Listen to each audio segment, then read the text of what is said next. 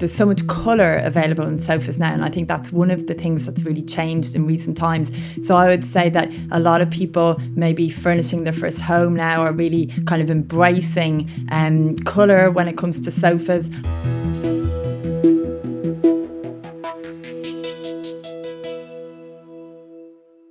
Welcome to the D and A of Home Interiors. I'm Audrey, founder of Audrey Whelan Interior Design. I'm Deirdre, the co-founder of Cool Dia. We're here to help you make confident home interior and furnishing decisions. So today, Audrey, we are talking about sofas. To me, it's probably after the bed, probably one of the most important pieces of furniture in the house. And it conjures up all of these images for me personally of snuggling up on the sofa, being comfortable.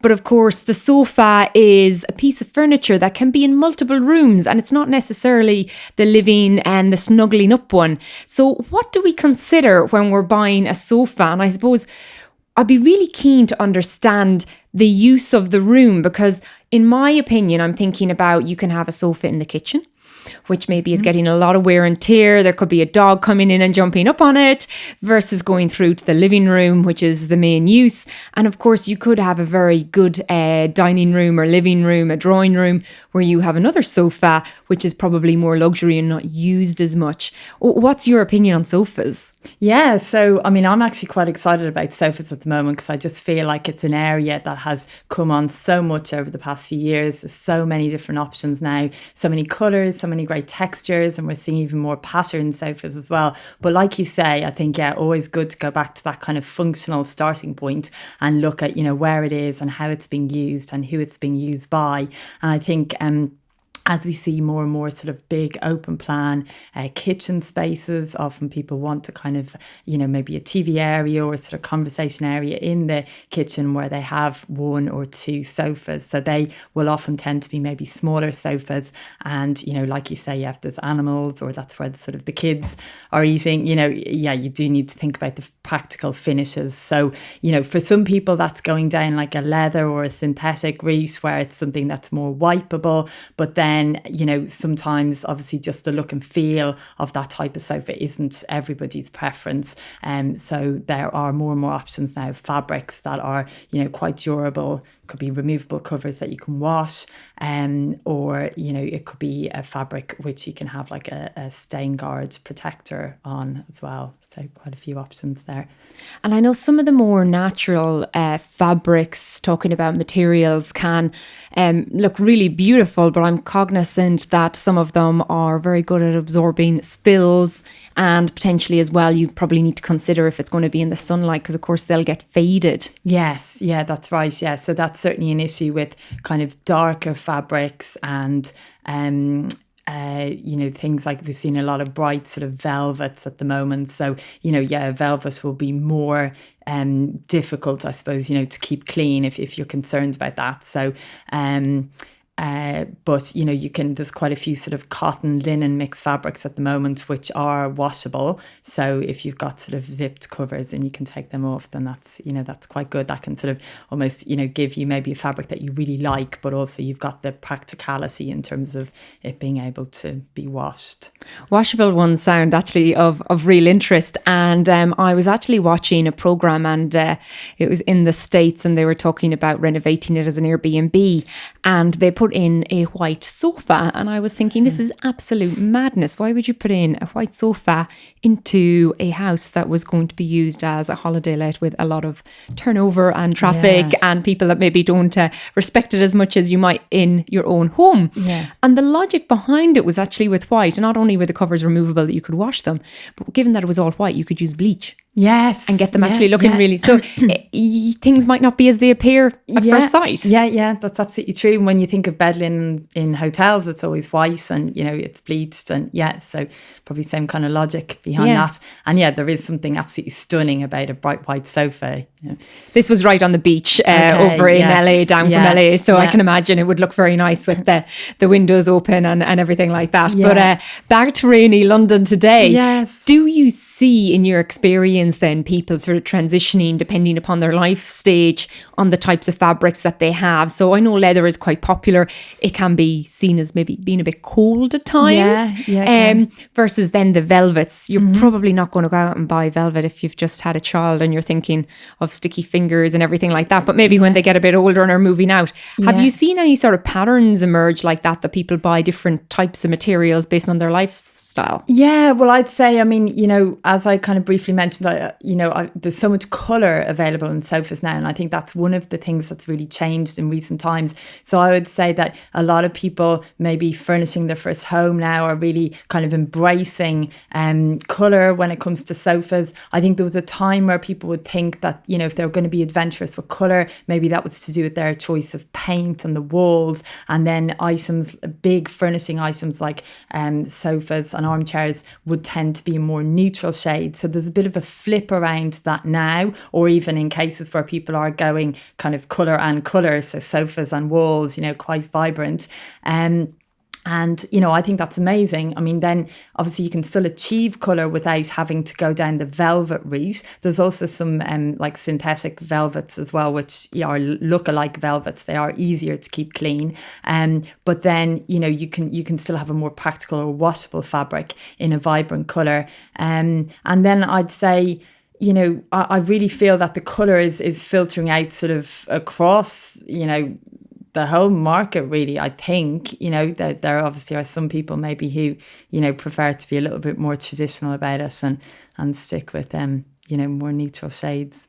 And that was going to be my next question. So I like colour right now, but given a sofa is not something that I'm planning to replace all that quickly, I'm wondering, am I safer going with a more, I don't want to use the word beige, but a more standard sort of sofa that maybe I can add colour through the use of cushions and throws, which of course are very adaptable and changeable. So if I go with my trend now of getting my beautiful, I have a thing for yellow velvet sofas, or sort of that mustardy colour.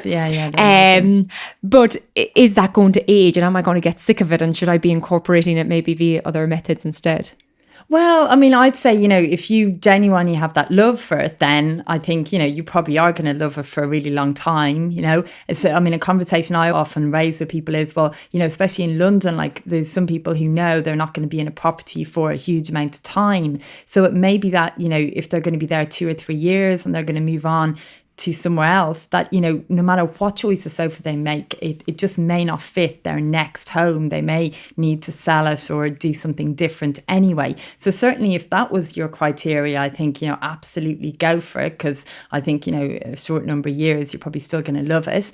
If you're furnishing somewhere that you really feel you're going to stay very long term, well then on all of these things, I really, I like to challenge people with kind of looking at the whole room and seeing, well, what else do you want to do? Are you somebody who loves, sort of very pale neutral walls? In which case, if you also like colour, it's a great way to bring it in. And I think, if it's something you love, again, that, I do like to encourage people to kind of be brave and go for it. Yes. Yeah.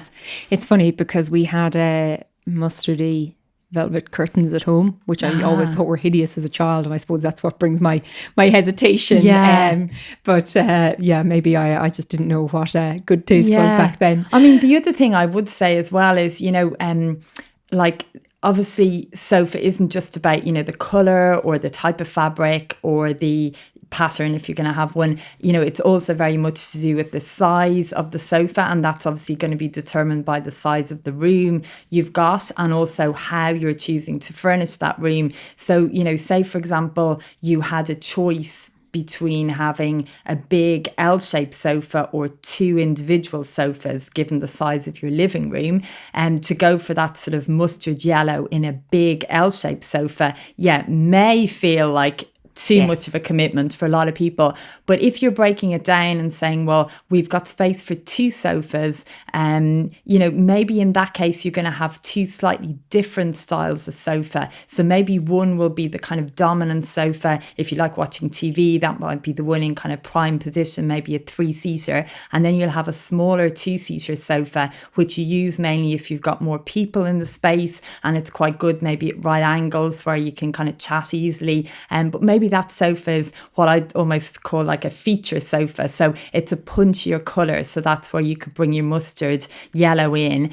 So it is a smaller purchase as well if you did feel you wanted to change it. And it's also a smaller kind of amount of that colour in the room. And then from that mustard yellow, you could then sort of pick that up in other smaller items around the room, whether that be kind of lampshades or bits in your artwork as well, and sort of team that up then with other colours that kind of complement that mustard, quite well. So that would be another way maybe to approach kind of whether or not to bring that kind of punchier colour in. Yeah, I really like that idea actually, of maybe having one. And I suppose this is a good point to talk about actually the different types of sofas that are out there, because maybe you want to have it even in a smaller one like a snuggler or something like that. Yeah.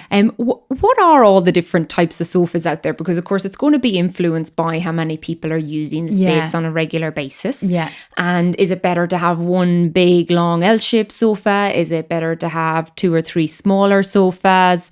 What's your opinion around all of the different options that are out there? Yeah, well, first of all, just to kind of enumerate a few of those. So obviously if it's sort of straight, rectangular sofas, then you've got typically kind of your 2-seaters, 3-seaters, 4-seaters.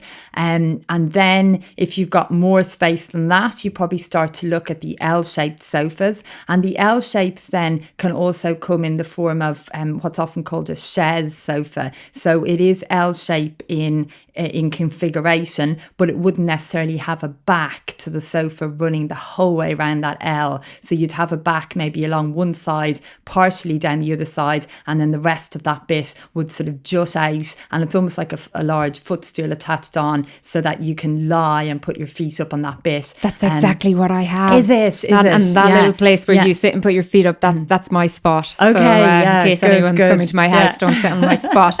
And the really nice thing about that as well that I'll actually say is that mine you can lift up on the storage underneath, which is really valuable for space in a small apartment. Yeah, that's so good. Yeah. Well, I mean, one of the reasons I love those sofas actually is that if there's space, like as in floor space for an L-shaped sofa, sometimes the kind of full-on L-shape with the back the whole way around can just be kind of zoning that room a bit too much.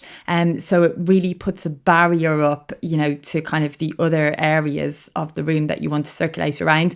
Whereas when you put the chaise type sofa in, the advantage is that that bit that doesn't have the back on it has a much lower height to it. So just visually in the room then you've kind of opened things up a bit more, and it adds to the sense of space. Well, that's exactly why I chose mine. It does have a back on it, but it doesn't have the side arm. Oh, yeah. Okay. So basically, we're looking out over the river, and I didn't want an arm blocking the view or blocking the light that was coming through. Yeah. So it just worked really well for the space. Yeah. No, that sounds like, a well-chosen sofa. Yeah, so just to get back to those options then. So we've said sort of the various lengths of 2, 3, 4-seater, the L-shape, the L with the chaise, and then also you'll see things listed as modular sofas. So a modular sofa is really one that you can customise to your own needs kind of at the purchasing stage. So that would often end up being an L shape, but it means that it comes in different modules that you can choose to put together. So for example, you could have a really long side on one side of the L and then a shorter bit on the other. And then in the same style of sofa, you could probably have the chaise option rather than just the conventional L shape. So that can be good, to sort of configure it to your space. And then we also see what's called snuggler sofas or love seats. So these would be much smaller, kind of a nice roomy sort of large armchair almost for one person or two, for people who are, quite happy to snuggle up together, hence the name Snuggler or Love Seat. And these can be great where you don't quite have room maybe for a second sofa, but one chair just might look a little bit kind of isolated on its own. And it's also a good way if you do want to bring that punchier colour in, because it's still a substantial amount of like a different contrasting fabric maybe in the room. Yeah. And I suppose one point that has come to my mind when you were talking about modular sofas is often that you can take away a part of it. So it can be like a futon or an ottoman that lifts up and has a little bit of storage. You can use it as a coffee table. You can move it around. Yeah. So that sort of element of flexibility is really helpful as well, usually in rooms. Yeah, so actually that's a good point. You mentioned an ottoman or a footstool as part of the modular sofa. And actually that just makes me think back to what we were saying about colour as well, that's an even more gentle way, let's say, to bring in that punchier colour. If you did just have an ottoman that you might pull up to your sofa, but you could have separate sort of as that multifunctional extra seat or coffee table, on the rug. And I suppose an ottoman leads to my thoughts of beds, which we previously discussed in sleeping solutions, but a sofa bed is often as well incorporated for many people. And I got one myself because I was going to have visitors coming over from Ireland. So it was very important to have some place to stay. Do you see a lot of people use sofa beds? Yeah, I do. Yeah, particularly in like small homes where, the main sofa in a living room then may need to be a sofa bed. I think there's more sofa bed options now. It's no longer just sort of your 2 or 3 seater that folds out. You can also get L-shaped sofas that convert into beds. So that can be, quite a good one as well. Yeah. And of course, when I started off, I said the image of my sofa is where I'm going to relax and snuggle up. But the comfort of the sofa is super important in my opinion.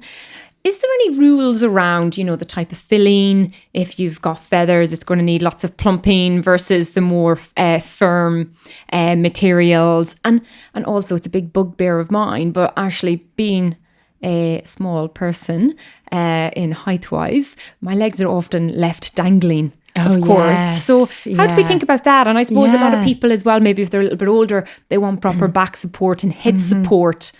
Any tips you can give us around sort of the comfort and fitting the sofa to yourself? Yeah, well, this is why I think it is a really good idea, if possible, to go and sit on different sofas and identify what it is about the different sofas that you like. So even if you are going to end up making a purchase online, that you at least establish what those different options are and experience them.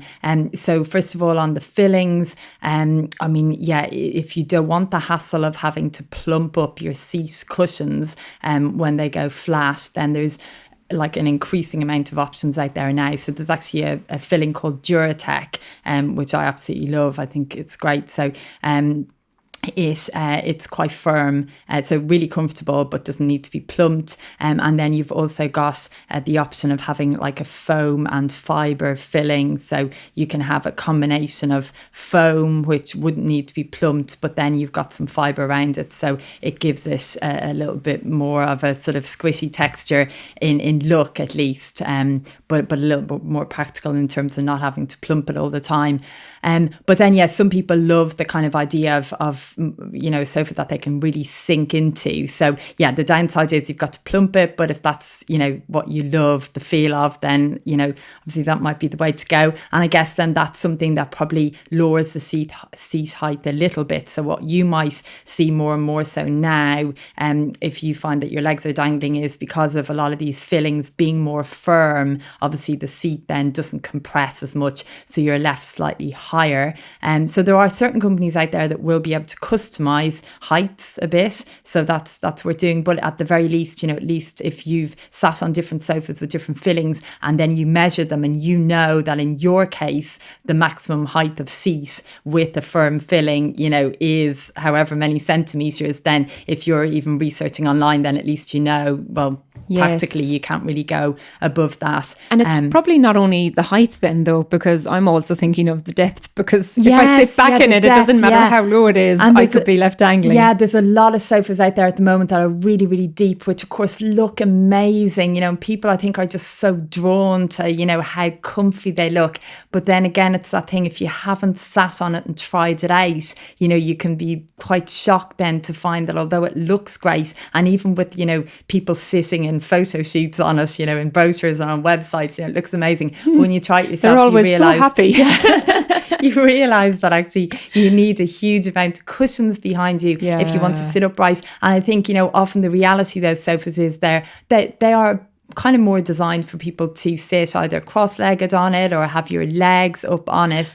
And if you want to sit more, front on, sort of in a more conventional seating position, then it probably isn't, the best. So I've got terrible posture, and I'm always sitting with one leg sort of wrapped up underneath me. Maybe it's because it lifts me up and gives me more height. But what is the advice then for actually trying out a sofa? Because, it's like a bed. You go in and you lie down on one for 2 seconds, but that doesn't really show you. So do you need to sit on it for 5 minutes? Like, can you actually put your feet up on it like you would do, heaven forbid, in the shop? Is there any way that you can sort of feel like you've properly tested it? Yeah, well, I mean, actually, one thing I've often done over the years is when I'm in other places, whether it's somebody else's house or like staying in, especially now with like Airbnb properties or, anywhere visiting, or it could be, in a hotel lobby or something, and you find something comfortable. Now, this is, of course, me being, doing what I do as an interior designer. I'll usually have a measuring tape with me. So sometimes I will, out of curiosity, I'll think, that feels really good. And I will measure. And I think there's something a bit different about this. You get a lot of weird looks if you're out in a hotel and you're doing that. I have to do it kind of, secretly. But I have to say, the sofas actually that we have in our house, they were custom made and based on sofas in a property that we stayed in. And it was like myself and my husband like sat every night with like kind of lay on the sofas facing each other. The sofas were facing each other. And we just thought, this feels so good. So before leaving, I measured them up, and then a manufacturer I was working with at the time made them for us. But equally with the amount of sofas out there, if you sort of have those measurements, you'll probably find something that kind of fits the bill. And that was also us noticing how much we liked the kind of the style of the arms and the height of the arm, and how it worked quite well for sort of lying on the sofa against it, but also sitting as an armrest, and things that don't always kind of come together in a sofa. A sofa might be good for lying but not for sitting, and if you want it to be as versatile as possible, then these things are important. So measuring up is very important. It was actually going to be my next point. And I hadn't thought about it along the lines of I like that sofa in the Airbnb or wherever I am. I always thought of measuring up as actually making sure that it's not too big for the space, because I think a lot of people can fall into that trap where you view a sofa in a big warehouse and you assume that it will fit into your room, but actually measuring it out and properly nearly putting that masking tape down on the floor to show the outline, making sure that there's enough space for it to get through the doors into the room, and also that there's enough space in the room then when you do add your chair and your coffee table or whatever console tables that you have, that you can still comfortably walk around and use the space. What is the rules for measuring a sofa if I want to copy one that I've seen that I really like? What's the key pieces that I need to... Are we allowed to talk about this on here? Well, we have done a podcast on measuring up. Did we? Yeah, that's right. Maybe you can give a quick recap. So no, absolutely. I think, measuring up your room is essential to begin with, and then you can identify the sort of space that you can designate to a sofa in that room. And obviously it's, bearing in mind, like say if a door opens, allowing for that space, or if there's a radiator that you don't want to cover up, or a plug socket or something, thinking about those things. But definitely taking a listen to that previous episode for full instruction on measuring up is my tip really. And then the bit I was laughing about there, are we allowed to talk about this? I more meant the idea of copying a sofa. So I mean, even though I admitted that I kind of copied one from an Airbnb, so I think you were inspired. Yes, I was inspired. But one thing I was going to say actually in terms of the measuring up, which is very specific to sofas, is that there's more and more sofa companies now who will actually make the sofa in sections. So you could have it made with the arms manufactured as separate entities, and then it's delivered to your house and it's assembled in situ. Yes. And then if you had an even trickier space, so for example, in a previous property we lived in, we were up the top floor of a Victorian flat, so you had numerous staircases to go up, obviously no lift or anything. So we had a sofa made in several sections. So it was a 3-seater sofa with 2 large seat cushions on it. So those underneath those cushions was actually a divide, and then the arms were separate as well. And that company could also have made the back separate. So you could have it in as many as maybe 6 different pieces to be brought in and then all bolted together, and then they put the final bit of fabric around it. So and this is a technique I've used like many times since then, furnishing properties for clients, because I just think it's such a shame if maybe you have quite a large living space where you should ideally have, a certain size of sofa in that space, but then you're compromising on it because of your access. So I think it's quite good to almost establish your ideal and then work backwards from there and see what the best kind of solution is in terms of having that sofa made.